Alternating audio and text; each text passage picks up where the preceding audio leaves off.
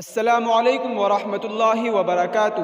ناظرین، استقبال ہے آپ کا ہمارے چینل دا اردو نیوز میں۔ جی ہاں ناظرین، آج کی ایک اور تازہ خبر سے ہم آپ کو اپڈیٹ کرنے جا رہے ہیں۔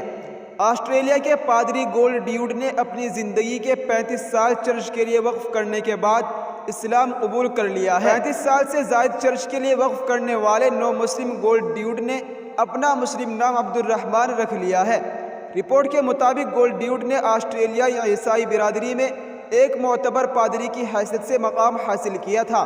سابق پادری نے 4.5 دہائیوں تک چرچ کی خدمت کی اور نوجوان مسیحی انہیں ایک ہمہ جہت شخصیت کے طور پر دیکھتے تھے۔ گولڈیوڈ کے اسلام قبول کرنے کی خبر نے بہت سے لوگوں کو حیران کر دیا ہے۔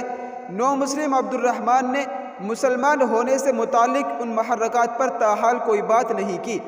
واضح رہے کہ گزشتہ دنوں آسٹریلیا میں ایک واقعہ پیش آیا تھا جب 30 خواتین ایک ساتھ دائرہ اسلام میں داخل ہو گئی تھی۔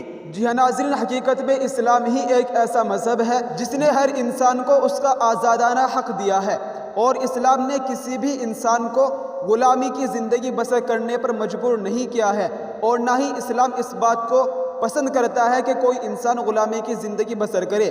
اسی کو دیکھتے ہوئے آج کل بہت سے نو مسلم مسلمان ہو رہے ہیں۔ دعا کریں کہ اللہ تعالیٰ ان کو آخری سانس تک اسلام پر قائم رہنے کی توفیق عطا فرمائے، اور ہمیں بھی اسلام کے احکامات پر عمل کرنے کی توفیق عطا فرمائے، آمین۔ السلام علیکم ورحمۃ اللہ وبرکاتہ۔